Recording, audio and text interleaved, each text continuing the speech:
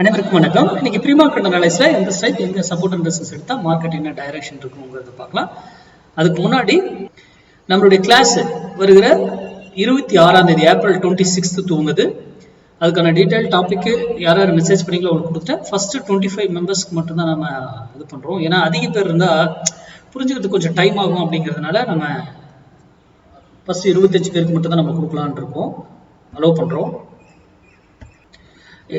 Enrol பண்ணவங்க எல்லாருக்குமே நான் வந்து யார் யார் இதோ அவங்க இதெல்லாமே ஆட் பண்ணியாச்சு. 26th மார்னிங் 11 ஆர் 11:30 ஸ்டார்ட் ஆகும் ஃபர்ஸ்ட் கிளாஸ். மற்றதெல்லாம் ஈவினிங் 8 மணிக்கு இருக்குங்க. 4 செஷன் இருக்கும்.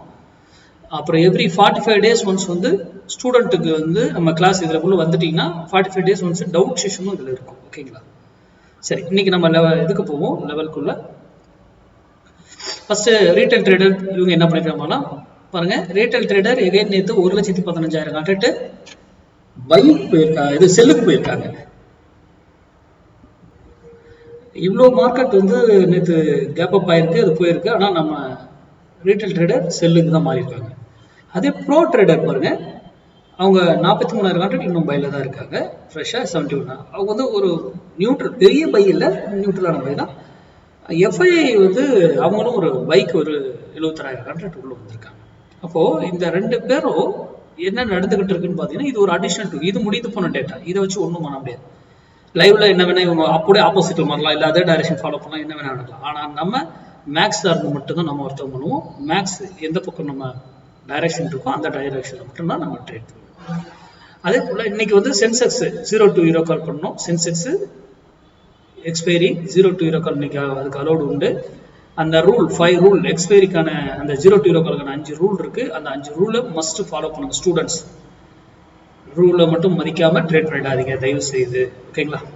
சரி, இன்னைக்கு 24,000 புட்டு 228 rupees ரெசிஸ்டன்ஸ் எடுத்தா மார்க்கெட் ஏற ட்ரேட் பண்ணும்.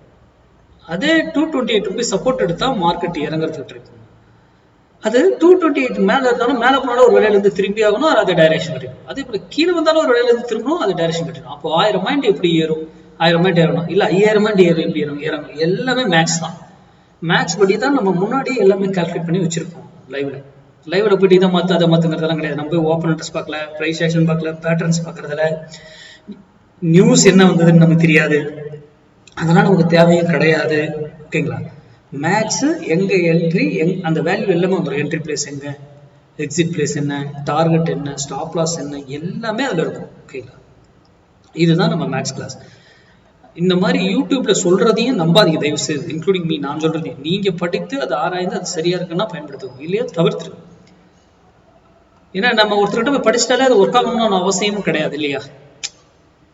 பிராக்டிஸ் பண்ணி பார்த்து அது ஒர்க் ஆகுதுன்னா தான் பயன்படுத்தணும், இல்லையா தவிர்த்துடும். இது நடந்திருக்கா இல்லையா? போஸ்ட் மார்க்கெட்டில் சந்திப்போம். நன்றி, வணக்கம், வாழ்க வளமுடன்.